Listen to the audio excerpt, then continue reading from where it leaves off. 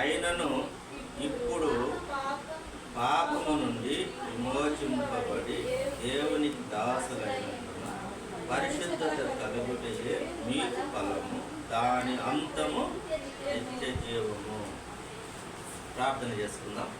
ప్రేమ కలిగిన దయగలిగిన తండ్రి, నీ కృపలో నీ సన్నిధానంలో ఉదయకాలంలో పరిశుద్ధ దినంలో ప్రభు దినంలో మా దేవ, మరి ఆగస్టు మొదటి వారంలో మమ్మల్ని ప్రవేశపెట్టిన వందనాలు స్తోత్రాలు.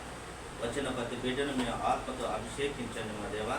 పరిశుద్ధాత్మ తండ్రి, మా మంచి బోధకుడపై ఉదయకాలను మాకందరికీ మీరు బోధించమని, సమస్తము మర్యాదగా క్రమంగా జరుగులాగిన కృప దయచేయండి. నజరేయుడైన యేసుక్రీస్తు నామంలో ప్రార్థన చేస్తున్నాము తండ్రి, ఆమేన్. దేవుని ప్రియ సంగమ, అందరికీ వందనాలు. అందరూ బాగున్నారా? దేవుడు 7 నెలలు మనల్ని కాపాడినాడు. ఇప్పుడు దాకా మనం బ్రతికున్నామంటే అది ఏదో మన శక్తితో, మన ధనము, మన డబ్బు, లేదంటే మనకున్న బలము, హోదా, ఇవన్నీ మనల్ని బతికించాల. దేవుడు ఉచితమైన కృప ద్వారా మనం జీవిస్తూ ఉన్నాము ఇప్పటి వరకు అనేది మనము మర్చిపోకూడదు. 7 నెలలు కాపాడిన దేవుడు 8వ నెలలో కూడా కాపాడతాడా? కాపాడతాడు. కాబట్టి ఆయనను మనం స్తుతించాలి. ఆదివారం ఎందుకు దేవుని సన్నిధిలో కూడుకోవాలంటే, వారమంతా మనల్ని జీవింపజేసినాడు కాబట్టి, వారమంతా మనల్ని బ్రతికింపజేసినాడు కాబట్టి, ఆదివారం ఆయన సన్నిధిలో కూడుకున్న దేవునికి ఆరాధన చేయాలి. ఇప్పుడు మనం ఈ 2 లేఖన భాగాలు మనం చదివాం. మన ఆల్మానిక్ ప్రకారము, లూథరన్ పంచాంగం ప్రకారము ఈ సంవత్సరం జనరల్ సిరీస్ కాబట్టి 2 వస్తాయి. పత్రిక పాఠము, సువార్త పాఠం 2 ఉంటాయి. మళ్ళా జనవరి నుంచి మనకు ఏదొస్తుంది అంటే 3 పాఠాలు వస్తాయి. అది 5 ఏళ్ళకు ఒకసారి ఈ విధంగా జరుగుతూ ఉంటాయి. 5 ఏళ్ళకు ఒకసారి 2 పాఠాలే వస్తాయి. 4 సంవత్సరాలు వచ్చేసి 3 పాఠాలు వస్తాయి. ఇప్పుడు మనకి ఈ 2 లేఖన భాగాల నుంచి మన అంశం ఏమి అంటే, త్రిత్వం తర్వాత 7వ ఆదివారము అంశము, మీరు దేనికి దాసులు, పరిశుద్ధత పాపానిక పరిశుద్ధత. ఈ లేఖన భాగాలు ఈ 2 మిక్స్ చేస్తే, ఈ 2 లేఖన భాగాలను మనం చూసుకుంటే, ఈరోజు ఈ అపోస్తలుడైన పౌలు రోమీయుల సంఘానికి రాస్తూ, మీరు దేనికి దాసులు, పరిశుద్ధత పాపానిక. అందుకోసం మీ అవయవములు అనే మాట అక్కడ ఉంది. మీ అవయవములు దేనికి దాసులు కలుస్తారు. నువ్వు దేనికి దాసుడు? నిన్ను ఏదైతే నిన్ను జయిస్తాదో నువ్వు దానికి దాసుడు. ఈరోజు నిన్ను ఏమి జయించింది? ఈరోజు నీకు మరి సారాయి తాగేవానికి సారాయి వాడిని జయించింది కాబట్టి వాడు దానికి దాసుడు. పాపానికి, వ్యభిచారానికి వాడు జయించింది కాబట్టి వాడు వ్యభిచారానికి దాసుడు. లేదంటే నువ్వు సినిమాలు, షికార్లకు, లేదంటే టీవీ సీరియల్స్కు, లేదంటే నువ్వు దేనికైతే అలవాటు పడి ఇది నేను చేయలేకుండా ఉండలేను అనుకుంటున్నావో నువ్వు దానికి దాసులు. అది నిన్ను జయించినది. ఈరోజు సెల్లు చూడకుండా ఉండలేమంటే ఆ సెల్లు నిన్ను జయించింది. నువ్వు దానికి దాసులు అవుతున్నావు. కాబట్టి అందుకోసం మీరు పాపానికి దాసులా, పరిశుద్ధతకు, దేవునికి నువ్వు దాసునివా అనేది ఒకసారి మనము ఈరోజు మనము పరీక్ష చేసుకోవాలి. ఇంటికి వెళ్ళిన తర్వాత, దేవా, నేను చెప్పబడిన వాటిలో నేను దేనికి దాసుడుగా ఉన్నాను?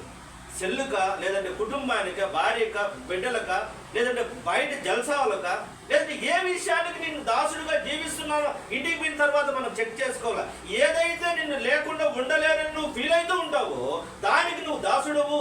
అది నిన్ను జయించినది, అది నీకు యజమాని, అది చెప్పినట్టు నువ్వు వింటూ ఉంటావు, అది నీ నెత్తిన కూర్చొని నిన్ను తిప్పుతూ ఉంటుంది. ఇది నువ్వు దాసుడు, దానికి దాసుడు. అందుకోసమనే మరి పాపము, మనం దాసులము, పాపానికి అమ్మబడినామని రోమియోలు రాసిన పత్రికలో ఆ మాట, మంచి మాట. 7:14 చూడండి. 7:14లో రోమియోలు రాసిన పత్రిక 7వ అధ్యాయం 14 వచనంలో మాట రాయబడి ఉన్నారు. ధర్మశాస్త్రము ఎరుగుదము, అయితే నేను పాపమునకు అమ్మబడి. మన ఎవరు కొనుక్కున్నారంట? దేనికి కొనబడినామంట? దేనికి అమ్మబడినామంట? మనము పాపానికి అమ్మబడినాము. పాపం మనల్ని కొనుక్కున్నది. మనకు ఎవరు దాసు? ఇప్పుడు బాస్ ఎవరు? మనకు ఇప్పుడు బాస్? పాపానికి మనం అమ్మబడినాం. పాపం మనల్ని కొనింది. ఇప్పుడు పాపం చెప్పినట్టు మనం వింటాం. అవునా కదా? పాపం. ఈరోజు దేవుని ప్రియ సంగమా, నిన్ను ఎవరు కొనుక్కున్నారు? పాపానికి అమ్మబడినామంట మనం అందరం. ఈ విషయాలు, ఈ లోతైన విషయాలను మనం తెలుసుకోవాలి. దేవా, పాపానికి అమ్మబడిన మనల్ని, ఇంకొక మాట ఉన్నది. యోహాను సువార్త 8వ అధ్యాయము 34వ వచనాన్ని చూస్తే, యోహాను సువార్త 8వ అధ్యాయము 34వ వచనంలో మనం చూసినట్లయితే, అందుకు యేసు చదవాలి, నేను చదివితే కదా. అందుకు యేసు పాపము చేయు ప్రతివాడును పాపమునకు దాసుడు. పాపము చేసేవాడు పాపానికి దాసుడు. జ్ఞాపకం చేసుకోవాలి. ఎవడైతే పాపం చేస్తాడో వాడు దానికి దాసుడైపోయి పాపం చేస్తున్నాడు. ఈరోజు నువ్వు వ్యభిచారం, ఈరోజు నువ్వు తాగుడు, ఈరోజు నువ్వు జూదము, ఈరోజు నువ్వు ఇసుపట్టాకు, లేదంటే ఈరోజు నువ్వు ఏదైతే నీకు బలహీనమై నేను ఇది లేకుండా ఉండలేని నువ్వు ఫీల్ అయిపోతూ దానికోసం నువ్వు వెంపర్లాడుతూ ఉంటే నువ్వు దానికి దాసుడు అయినట్టు లెక్క. పాపమునకు దాసుడు అయితివి. ఈరోజు దేవుడు మనతో మాట్లాడుతున్నాడు ఈ సందేశం ద్వారా. మనం ఏదంటే అది చెప్పడానికి కాదు, మనకి ఏదైతే లేఖనాలు ఇచ్చాలో అవే మనం బోధించాలి.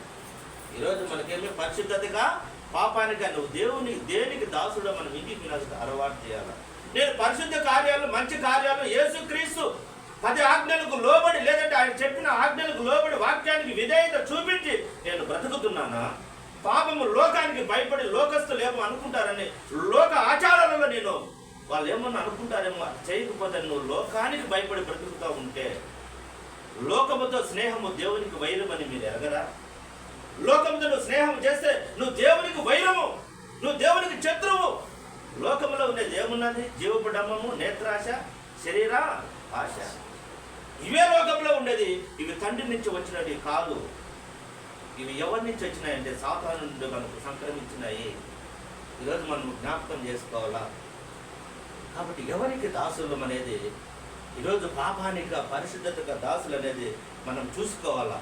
ఎందుకు మనం దాసులు అయిపోతున్నామంటే ఆ మాట మార్కు సువార్త 12వ అధ్యాయము 24వ వచనాన్ని మనం చూసినట్లయితే, మనం ఎందుకు దేనికి దాసులమని కనుక్కోలేని స్థితిలో మనం ఉన్నామంటే ఈ మాట మనకు ఖచ్చితంగా ఉపయోగపడుతుంది. చూడండి, మార్కు సువార్త 12వ అధ్యాయము 24వ వచనం. అందుకు యేసు మీరు లేఖనములను గాని దేవుని శక్తిని గాని ఎరుగక పోవుట వలనే ఎందుకు పొరపాటు పడుతున్నామమ్మా? ఎందుకు పాపం చేస్తున్నామమ్మా? దేవుని లేఖనాలు చదవడంలే. ఆదివారం వచ్చేటప్పుడు సంఖలో పెట్టుకొని వస్తున్నాం, మళ్ళీ సంఖలో పెట్టుకొని మేము మూసిపెట్టి తెరవకుండా అట్టే పెడుతున్నాం. ఆ లేఖనాలు ఇంటి దగ్గర చూడడంలే. ఈరోజు ఆదివారము నీ బైబుల్ జిప్పు కూడా తీయకుండా, కవర్ కూడా తీయకుండా ఎత్తుకొని వచ్చి ఇక్కడ కూర్చుంటాము. మళ్ళీ దీన్ని అట్టే తీసుకుపోయి ఆడ పెడతాము. మధ్యలో చదవకపోతే నీకు ఆయన శక్తి ఎలా తెలుస్తుంది? మీరు ఎందుకు పొరపాటు పడుతున్నారు? ఎవరు చెప్పిందో ఎందుకు నమ్ముతున్నారు? సేవకులు ఈరోజు చెప్పే విషయాలలో మరి వాక్యానికి అనుకూలంగా కాకుండా సొంత విషయాల పట్ల ఆసక్తి కలిగి లోక వార్తలని చెప్తా ఉంటే కూడా నువ్వు ఎందుకు నమ్ముతున్నావంటే నువ్వు లేఖనాలు సరిగా చదవకులా. ఎందుకు పొరపాటు పడుతున్నారు? ఎందుకు మీరు పొరపడుతున్నారంటే లేఖనములు మీరు సరిగా చదవలేదు, దేవుని శక్తిని మీరు ఆశ్రయించలేదు, దాన్ని తెలుసుకోవడం లేదు. కాబట్టి ఆదివారం ఒకరోజే బైబిల్ తెరిచి చదివేది కాదు, కానీ నీకు సమయం ఉన్నప్పుడల్లా దేవునికి ఒక క్యాలెండర్, ఒక టైం టేబుల్ వేసుకొని ప్రతిరోజు ఈ అధ్యాయాలు ఇంత చదువుకోవాలా, దాని గురించి అర్థం చేసుకోవాలా. నీకు అర్థం కానిటి నువ్వు పక్కన రాసుకొని, ఒకవేళ పాస్టర్లు కానీ గురువులు కానీ తెలిసిన వాళ్ళు కానీ ఎవరన్నా అడిగి దాన్ని తెలుసుకోవాలి. ఒకరికి 2 సార్లు అడగాల. ఒకరే చెప్పిన కరెక్ట్ అన్నాను కాదు, ఇంకొకరిని కూడా అడగాల. దీని విషయమేమి, దీని అర్థమేమి, ఏ సందర్భంలో దేవుడు చెప్పాడని నువ్వు తెలుసుకోకపోతే ఎవరు చెప్పేది కూడా నువ్వు నమ్మడానికి వీలైతుంది. ఇది నా దేవునికి సంగమా, మనం జ్ఞాపకం చేసుకోవాలా. ఈరోజు నువ్వు పొరపడుతున్నావు అంటే లేఖనాలు సరిగా అర్థము చేసుకోలేకపోతున్నావు. నువ్వు చదవలా, నువ్వు సంఖలో పెట్టుకొని సంఖలో ఎత్తుకొని పోతున్నావు, బ్యాగ్లో పెట్టి ఆడే పెడుతున్నావు, మళ్ళీ జిప్పు తీస్తావు, ఎడు చూస్తావు, మళ్ళీ అన్నీ గూట్లో పెట్టేస్తాను, ఎత్తుకి మళ్ళీ సెల్ఫ్లో పెడతా ఉంటావు.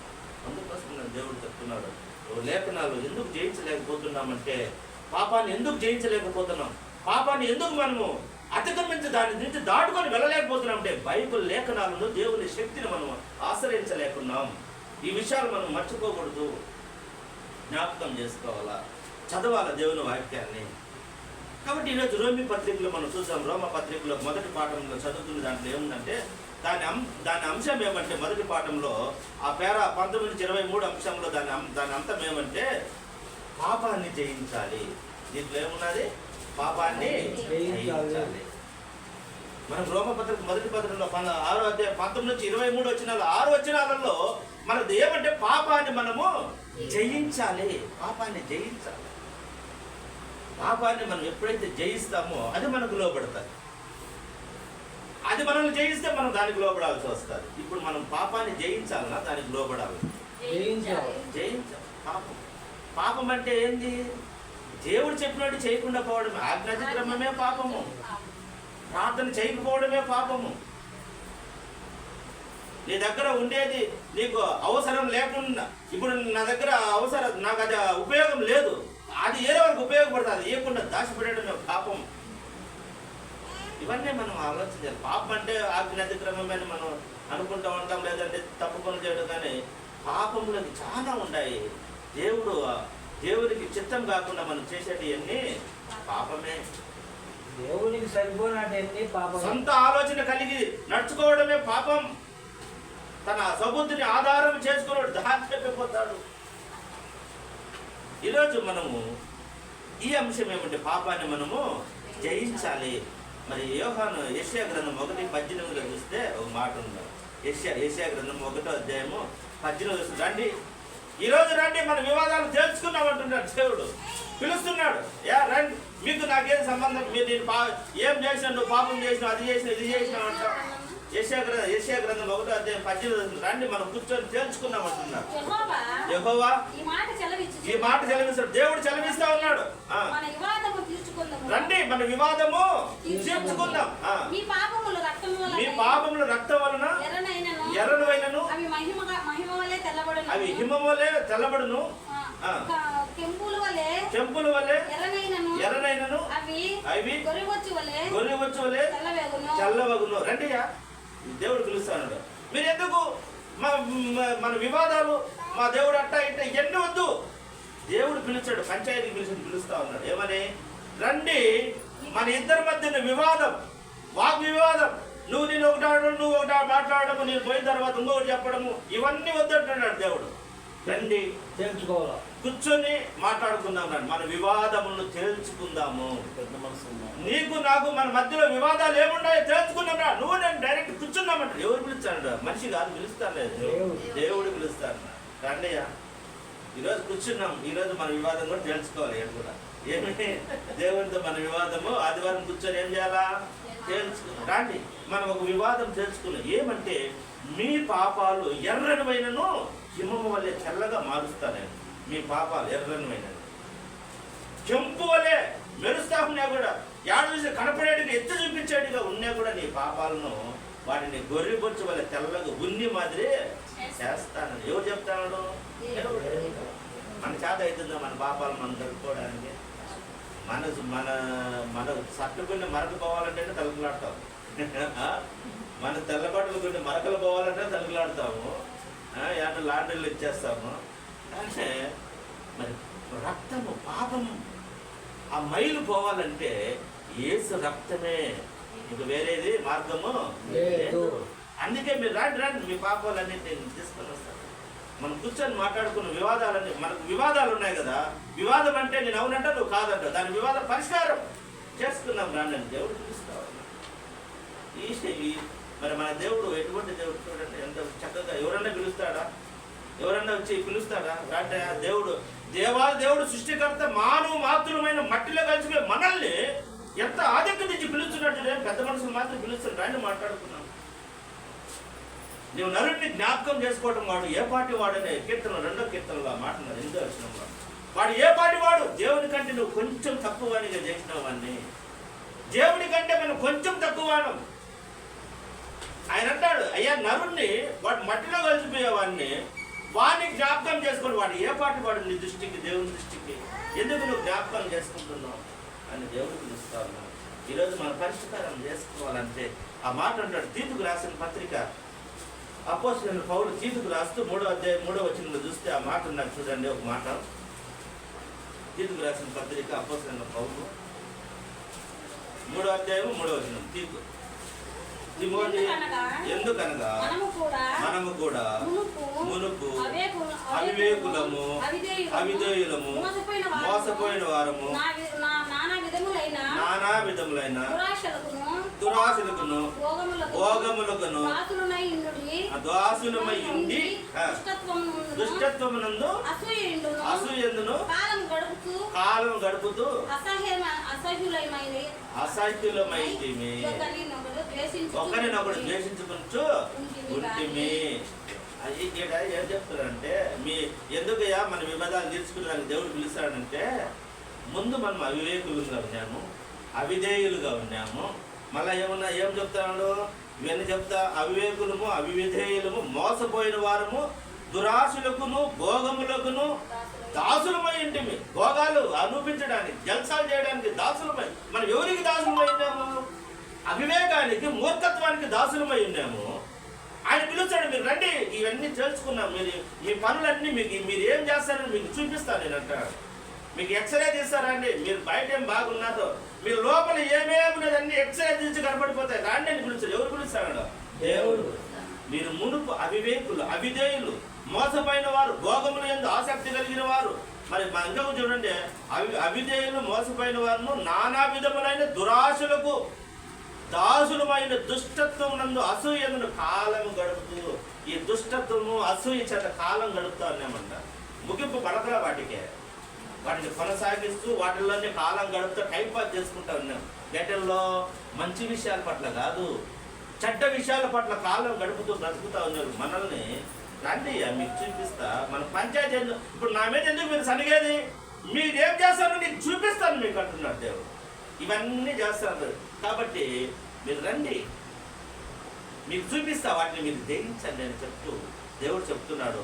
మరి గలతీయులకు రాసిన పత్రిక 4వ అధ్యాయము చూడండి. గలతీయులకు రాసిన పత్రిక 4వ అధ్యాయం 8వ వచనం చూడండి. గలతీ 4:8 గలతీ 4:8లో గలతీయులకు రాసిన పత్రిక 4వ అధ్యాయం 8వ వచనం. కొరింథీ పక్కన ఉంటుంది మా సెకండ్ కొరింథీ పక్కన 170 పేజీ 170 4వ అధ్యాయం 8వ వచనం. ఆ కాలమందైతే మీరు దేవుని ఎరుగనైందున చదుమా ఆ కాలమందైతే మీరు దేవుని ఎరగని వారై నిజమునకు దేవుళ్ళు కాని వారికి దాసులై ఉండిరి గాని ఇప్పుడు మీరు మీ దేవుని ఎరిగి ఉన్నారు. ఎప్పుడంట ముందు మనం ఎక్కడున్నాము? దేవుళ్ళు కాని వారికి దాసులమైనాము. ఎప్పుడు? ముందు యేసుక్రీస్తుని తెలుసుకోకుండా ఎవరికి దాసులు? మనము దేవుడు అనేవాడు కానివానికి దాసుడమైంది. దేవుళ్ళు కాని వారికి మనము దాసులు. ఇప్పుడు మనం ఎవరు దాసులు కావాలా? క్రీస్తు దాసులు కావాలి. అప్పుడు మీరు దేవుళ్ళు కానివాడికి దాసులై ఉంటుంది. ఇప్పుడు మీరు దేవుని ఎరిగారు, ఎవరికి దాసులు కావాలా? పరిశుద్ధతకు దాసులు కావాలి, యేసుక్రీస్తుకు దాసులు కావాలి. నేను క్రీస్తు దాసుడు అంటాడు. ఈరోజు దాసోహం అయిపోవాలి. ఎవరికి అంటే యేసుక్రీస్తు ప్రభుల వారికి దేవుడు వాక్యం సెలవిస్తాడు. దేవుని ప్రియ సంగమా, ఈరోజు మనము ఇంతకుముందు మనము ఏటికి దాసులుగా ఉన్నామో ఇంకనూ మనము కొన్ని వాటి చేత పట్టుబడి వాటికి దాసులుగా ఉంటామేమో. అయినను ఈరోజు మనం జ్ఞాపకం చేసుకున్నాం ఏకైక దేవునికి దాసులుగా మారాలన్నా. ఇంకా మనం దేవుళ్ళు కాని వాటికి మన సొంత ఆలోచనలకు పాపాలకి మనం దాసులుగా ఉంటే ఈరోజు విడిపించబడతాం. ఎవరు మనల్ని విడిపించేది? ఎవరు మనల్ని విడిపిస్తారు? చూడండి 119వ కీర్తన 133 చూస్తే చూడండి. 119వ కీర్తన 133వ వచనంలో ఈ వాక్యమును బట్టి నా అడుగులు స్థిరపరచుకుని ఉన్నాను. ఏ పాపము నన్ను ఏలనీయకము. పాపము మనల్ని ఏలకూడదు. పాపానికి మనము దాసులు కాకూడదు. ఏ పాపము నన్ను ఏలకూడదు, నన్ను పరిపాలన చేయకూడదు, దాని పరిపాలన కింద మనం ఉండకూడదు. దేవుడు వాక్యం సెలవిస్తా ఉంది. దేవుని ప్రియ సంగమా, ఈరోజు నువ్వు దేవుని చేత దేని చేత ఏలబడుతున్నావు? ఏది నిన్ను కంట్రోల్ చేస్తా ఉంది? ఏది నిన్ను అదుపులో పెట్టుకుని ఉన్నది? ఈరోజు పాపమా లేక పరిశుద్ధత? దేవుడు నిన్ను కంట్రోల్లో పెట్టుకున్నాడా? నువ్వు దేవుని కంట్రోల్లో ఉన్నావా? పాపం కంట్రోల్లో ఉన్నావా? లోకం కంట్రోల్లో ఉన్నావు? దేని కంట్రోల్లో నువ్వు ఉన్నావు? దేని కింద నువ్వు పని చేస్తున్నావు? ఈసారి మనం ఆలోచించాలి. ఒకసారి ఇంటికి పోయినాక మీకు టైం ఉండదు. ఇంటికి పోయినాక ఆలోచన, దేవా నేను నీ ఆధీనంలో నేను ఉండాలా, ఏరే వాని ఆధీనంలో నేను ఉండాలా? ఒకసారి మనం పరీక్ష చేసుకోవాలి మన ఆత్మీయ స్థితి. ఏది లేకపోతే నేను బతకలేనేమో అనిపిస్తూ ఉంటే అదే నేను ఏళ్తా ఉన్నట్లే. భయము సెల్లు ఈరోజు లేకపోతే పిచ్చిపట్టి ఉంటాను, నేను ఉండలేను అన్నావు అనుకో, నువ్వు దాని కంట్రోల్లో ఉంటావు. అది నీ కంట్రోల్లో లేదు. అది నువ్వు అనుకుంటావు సెల్లు నా కంట్రోల్లో ఉన్నాను, లేదు, నువ్వే దాని కంట్రోల్లో ఉండేట్లేక. అదే నిన్ను ఏలబడి చేస్తాను, అదే నిన్ను ఏలతా ఉంది. సాయంత్రం కొన్ని సారా జాగలేదు, సాయంత్రం కొన్ని ఒక వేసుకోలేమంటే నువ్వు అది నాకు నేలకు పెచ్చకట్టకపోతుందంటే నువ్వు దాని కంట్రోల్లో ఉన్నావు, నీ కంట్రోల్లో అది లేదు. ఆలోచించాలి ఇవన్నీ దేవుని చేశాను. అందుకోసమనే మరి కొరింథీయులకు రాసిన పత్రిక మొదటి పత్రిక 9వ అధ్యాయం 27వ వచనం చూస్తే ఆయన ఏమంటున్నాడంటే, అపోస్తలుడైన పౌలు మొదటి కొరింథీ 9వ అధ్యాయము 27వ వచనం చూడాలి. మొదటి కొరింథీ 9వ అధ్యాయం 27వ వచనం.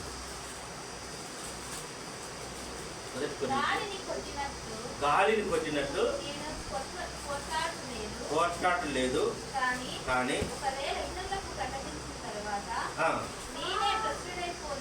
నేనే భ్రష్టుడైపోదునేమో అని నా శరీరం నలగొట్టుకుని దానిని ఏం చేస్తాడంట? దానిని లోబర్చుకుంటున్నాను. ఎవరిని? ప్రపంచాన్ని జయించిన వాని కంటే తన శరీరాన్ని స్వాధీనంలో పెట్టుకున్నాడు గొప్పవాడంట. ప్రపంచాన్ని జయించిన వాని కంటే తన శరీరాన్ని కంట్రోల్లో పెట్టుకునేవాడు గొప్పవాడు. అపోస్తలుడైన పౌలు అనేక పత్రికలు రాసిన వ్యక్తి, దేవుని కోసం ప్రాణార్పణము చేయబడిన వ్యక్తి, ఎన్నో సంగతులను దేవునితో మాట్లాడి మనకు అందించిన వ్యక్తి. ఆయన చెప్పే మాట ఏమంటే, నేను అందరికి బోధించి బుద్ధి మాటలు చెప్పి నేనే ఆడ భ్రష్టుడిని అయిపోతాను, అందరికి నీతి మాటలు చెప్పి నేనే ఆడ చెడిపోతాను అని నా శరీరాన్ని ఏం చేస్తానంట? నలగొట్టుకుంటున్నాను. నలగొట్టడం అంటే అదో శుద్ధి తీసుకొని రాయి తీసుకొని ఏలు పెట్టి కొట్టడం కాదు. శరీరాన్ని కంట్రోల్లో పెడుతున్నాను. అనేక ఉపవాసాల ద్వారా, ప్రార్థనల ద్వారా, మోకాళ్ళ ప్రార్థనల ద్వారా దాన్ని వంచుతూ ఉన్నాడు. నాకు ఇష్టమైన వ్యక్తి భక్సింగ్ గారు, ముస్లినాడు, ఇప్పుడు చనిపోయిన వ్యక్తి. ఆయన నడచలేడు, పట్టుకొని వచ్చి స్టేజ్ మీద తీసుకుంటే వస్తానే అంటే స్టేజ్ మీద ఆ వయసులో కూడా మోకాళ్ళ నుండి ప్రార్థన చేసి మళ్ళీ కూర్చున్నది. ఏంది ఇది? శరీరాన్ని నలగొట్టుకో, శరీరాన్ని నలగొట్టుకో. ఈరోజు నీ శరీరం నీకు వంగడం లేదా? ఉపవాసాల ద్వారాను ఏ విధంగా చేతనైనా నువ్వు దానిని ఏం చేయాలా? నీ ఆధీనంలో పెట్టుకోవాలి. నేను కూడా ఒకసారి నిద్రపోయేటప్పుడు ఈ పొద్దు ఏం చేసుకుంటావు కాటను అనుకుంటా.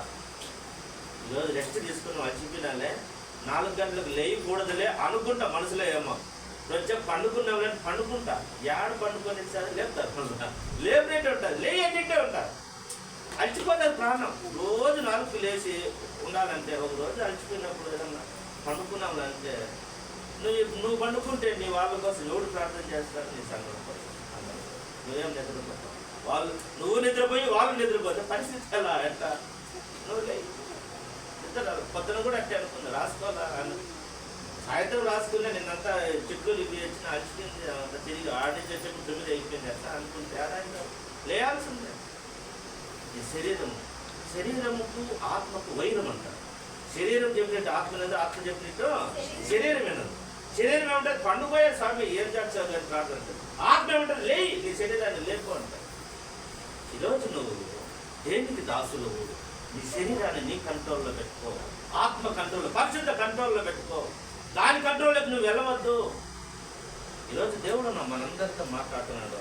శరీరాన్ని నలగొట్టుకొని దాన్ని నేను లోపరుచుకుంటున్నాను.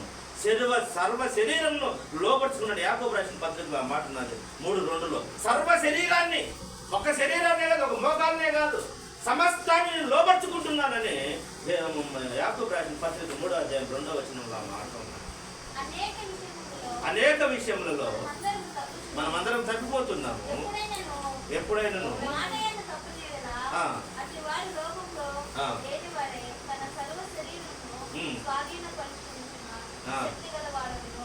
తన సర్వ శరీరం అంట. ఏంటి? అన్ని సర్వ శరీరాన్ని లోపరుచుకుంటాం. సర్వ శరీరాన్ని ఈ దినాన్ని మనం జ్ఞాపకం చేస్తాం. దేవునికి సంఘం ఈరోజు ఈ రక్తాన్ని మనం పాపాన్ని ఈ పాపానికి మనం దాసులు కాక ఉండాలంటే మనల్ని పరిశుద్ధత వైపు ఎవరు తీసుకొస్తారు? మనల్ని పరిశుద్ధులుగా పాపానికి దాసులుగా ఉన్న మనము ఎవరు మనల్ని సరిచేస్తారు? చూడండి, మనం పాపముకు దాసులుగా ఉండండి పరిశుద్ధంగా మార్చేది ఎవరంటే యోహాను రాసిన మొదటి పత్రిక చూడండి 1వ అధ్యాయం 7వ వచనం చదివితే మన పాపానికి ఎవరు చూస్తారు? అయితే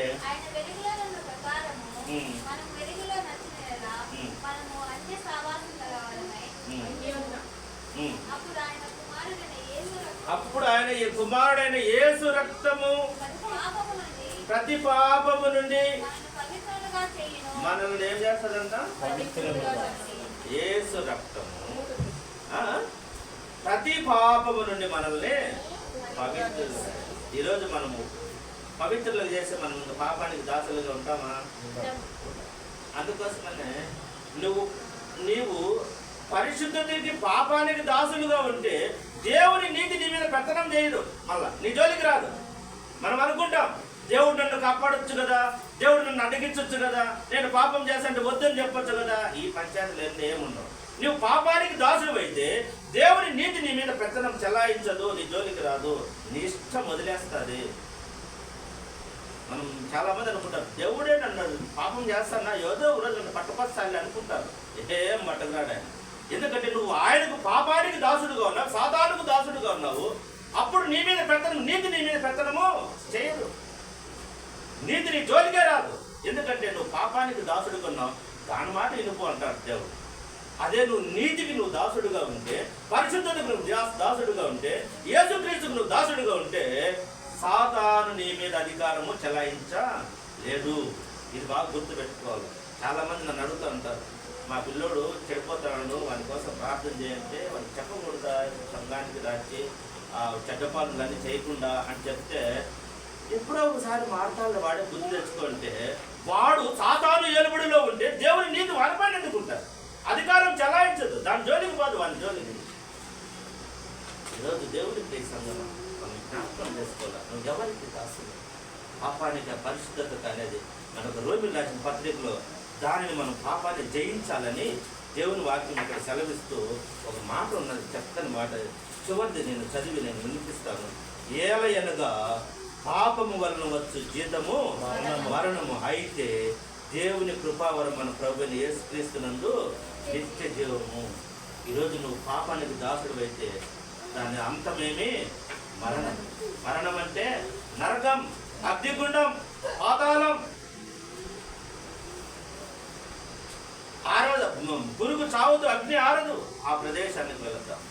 అదే దేవుని పరిశుద్ధతకు నువ్వు దాసులు అయితే నిత్య జీవానికి వారసులమవుతాం, దేవుని హక్కుదారులమవుతాం, దేవుని రాజ్యానికి హక్కుదారు వారసులమవుతాం, కుమారులమవుతాం. ఈరోజు మనం దేనికి వారసులం ఒకసారి ఆలోచన చేయాలి. అలాగే 2వ పత్రిక మనం చూసినట్లయితే 2వ పాఠంగా మన సువార్త పాఠంలో మార్కు సువార్త పరిశుద్ధుడైన మార్కు రాస్తూ అక్కడ ఈ దేవుని చేతిలోకి నువ్వు రావాలి. యాడికి రావాలా?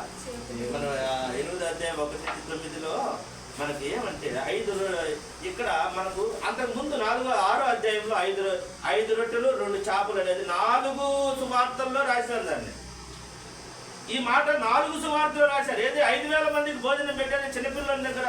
మరి 5 రొట్టెలు 2 చేపలు మెన్షన్ చేశారు. 2 చేపలు అని మెన్షన్ చేశారు, 5 రొట్టెలు అని చెప్పారు. ఇవి 4 సువార్తలు ఉన్నాయి. 4 సువార్తలలో అది రాశారు.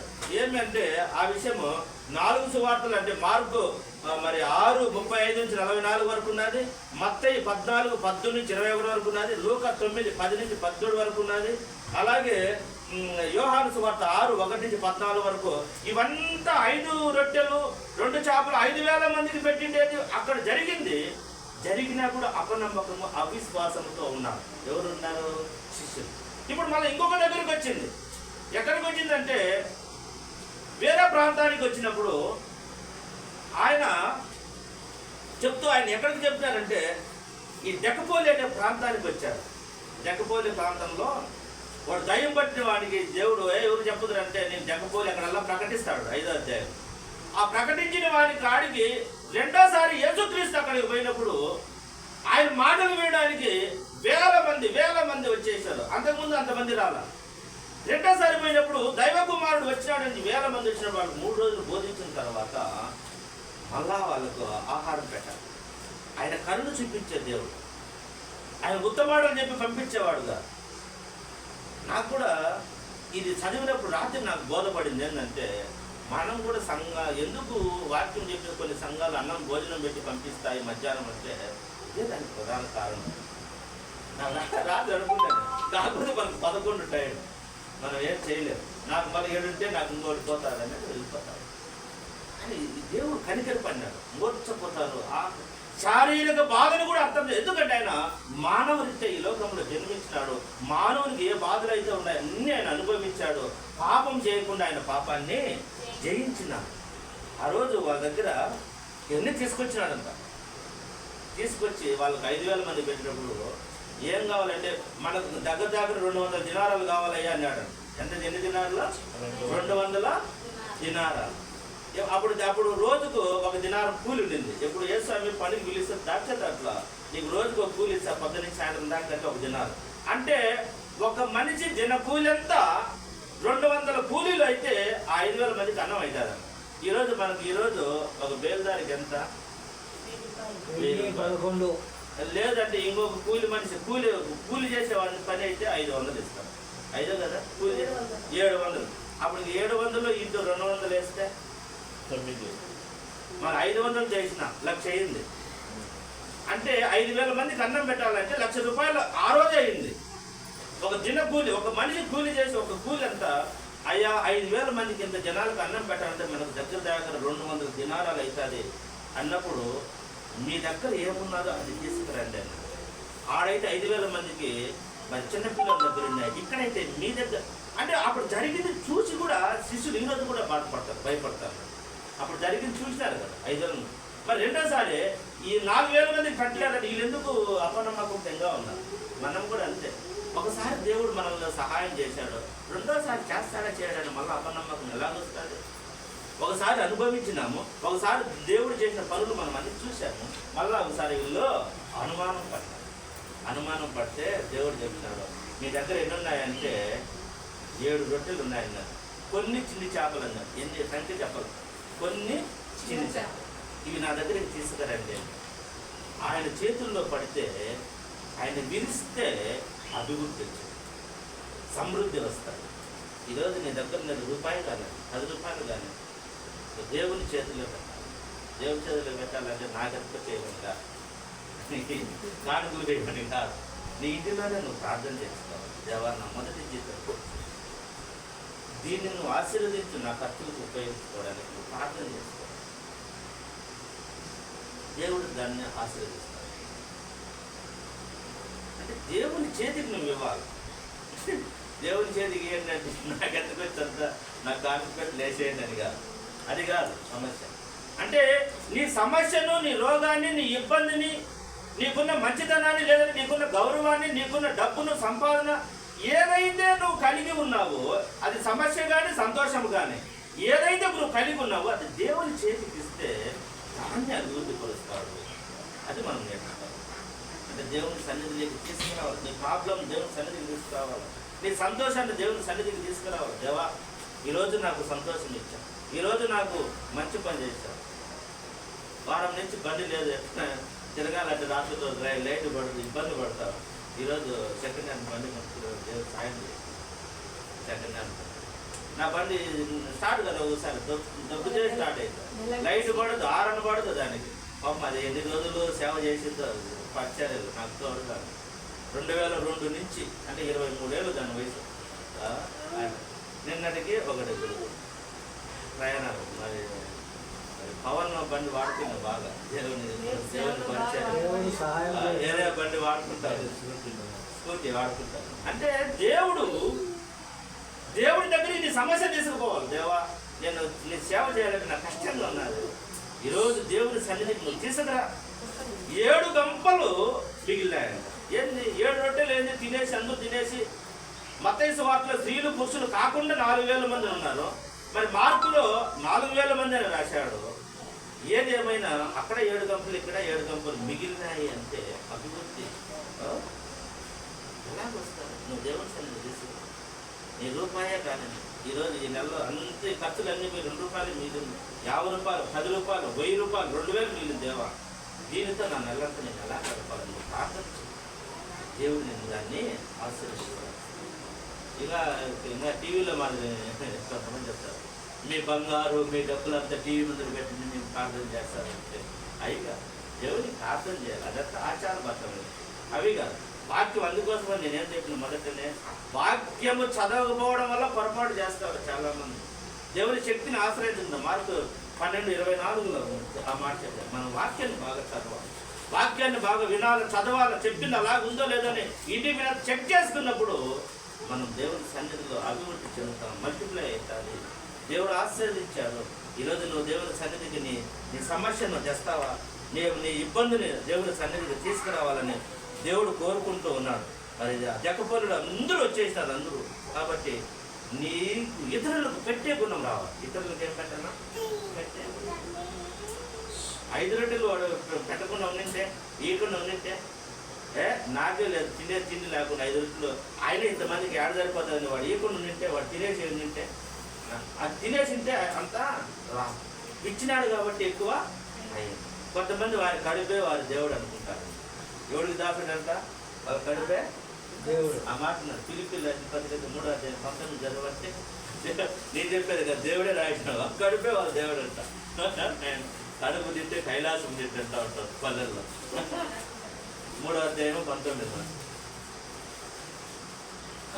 నాశనమే వారి అంతము, వారి కడుపే. ఎవడంటే దేవుడు. ఎవడికి దాసుడు వీడు చెప్పండి? అందుకోసమని నాకు ఎవరైనా ప్రార్థనకు పిలిచి మీకు చికెన్ పెడతామంటే నాకు ఎందుకు చిక్కేస్తాను నేను నిజంగా. చాలా ఈ మాట అడిగినారంటే కదా, సార్ మీరు వస్తారు ప్రార్థనకి చికెన్ మటన్ అన్నీ చేస్తున్నామంటే నాకు ఈ మాటే గుర్తుంది సార్, సిగ్గుపోతుంది నాకు. వద్దులని ఆయన ఏదో పప్పు రసం పెడితే తినేసి వస్తాము. వారి కడుపే వారి దేవుడు అంటే ఏంది ఇది? కడుపేది దేవుడు అంటే అంత ఇష్టంగా. అందుకోసమే నువ్వు తిండిపోతమైన నీ గొంతు కత్తి పెట్టుకొని 23వ కీర్తనలో అమ్మ సామెతల గ్రంథం 23వ అధ్యాయంలో మాట్లాడు. నువ్వు తిండిపోతమైన నీ గొంతు కత్తి పెట్టుకో అంటాడు. గొంతు కత్తి పెట్టుకో. ఎక్కువ తినద్దు, తగిన దానికంటే తక్కువే తిను. ఎక్కువ కడుపు నిండు గొంతులో దాకా తినకండి. నువ్వు కొంచెం తినాలిగా 2-3 పెసలు తక్కువే తినండి.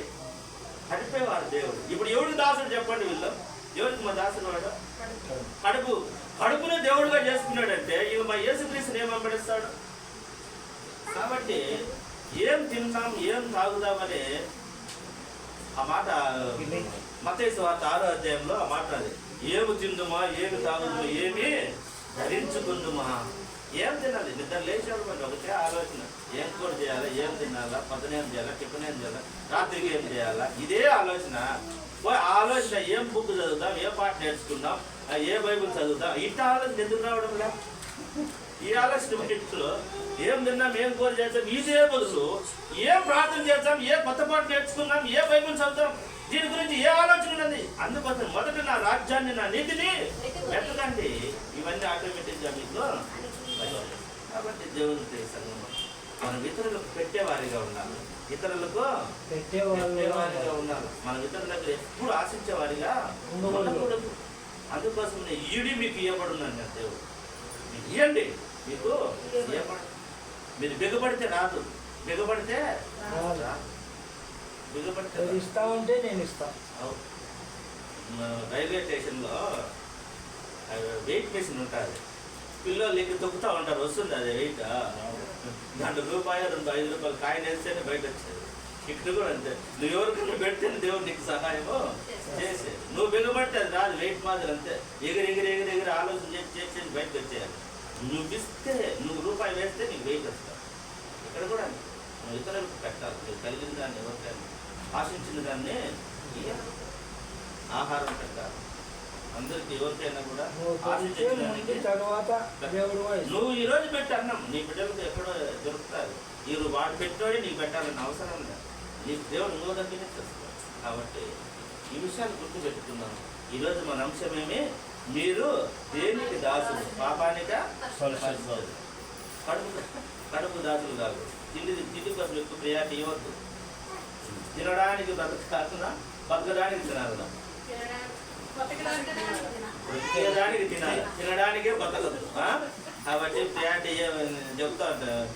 స్వర్ణమ్మకి కూడా చెప్తా ఉంటామ్మా, మేము వచ్చి చికెన్ చేయొద్దమ్మా, మాకు వచ్చి ఇబ్బందిగా ఉంటానంటే అప్పుడే చేసి పెట్టుంటారు. ఒకరోజే కదంటే నీకు ఒకరోజే, మాకు అది పెద్ద ఇబ్బందిగా ఉంటుంది. కాబట్టి దేవుడికి మనం ప్రియారిటీ ఇస్తాం, వాక్యానికి ప్రియారిటీ ఇస్తాం. దేవుడే మనం చూసుకుంటాడు. మనం దేవుడికి దాసులైతే ఆయన దాసులకి ఏం కావాలన్నీ చూస్తారు. పాపానికి దాసులైతే దేవుని పెద్దలు మన మీద ఉన్నది. మరి అటువంటి కృప అటువంటి పార్టీలు గవర్నమెంట్ దయచేయని కాక